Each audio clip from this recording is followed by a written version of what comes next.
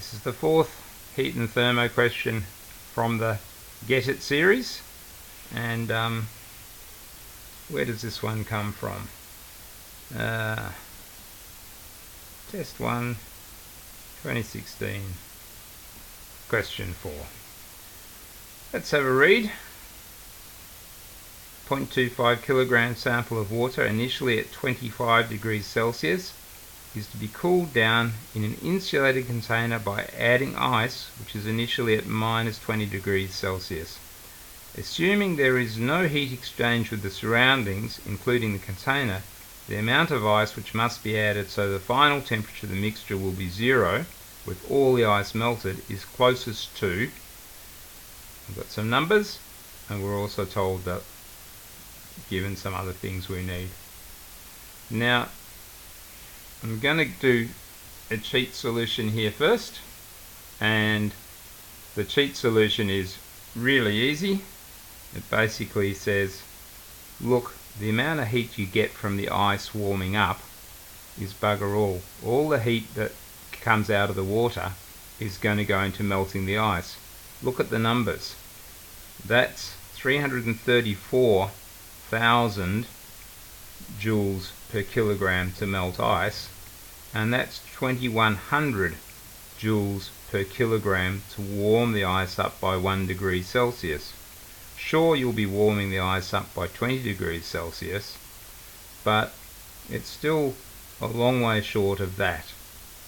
So I'm going to do my order of magnitude calculation by just saying the amount of heat I need to melt the ice, which is just going to be the mass of ice times 334,000 is going to be equal to the mass of water, 0.25 kilograms, times the specific heat of water, 4190, times the temperature difference. We need the water to cool 25 degrees, from 25 to 0.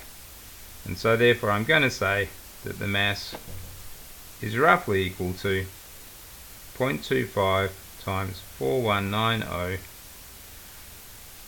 times 25 divide 334,000 equals, and I'm going to get 0.0784 kilograms, which is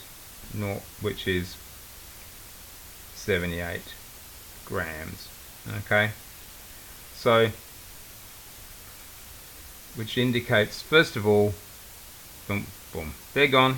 Okay, if we started with ice at 0 degrees, we would need 78 grams. So these two can't possibly be right, so we got rid of them. I suppose I should do the whole calculation to be sure. If I was in a hurry, I'll just be going for that right now. But let's do it properly. The total heat absorbed by the ice is going to be mass of ice times 334,000. That's to melt the ice, plus the specific heat, the mass of ice times the specific heat of ice, 2100, times the temperature difference. It was at minus 20, it goes up to 0, so that's 20. And that must be equal to, again, the heat the water lost, which is 0.25 times 4190 times 25. And so I can take a common factor of m out of here and put it outside the brackets, and when it comes to doing the calculation, I'm going to be saying that I'm going to take that, divide by that, and see what I get.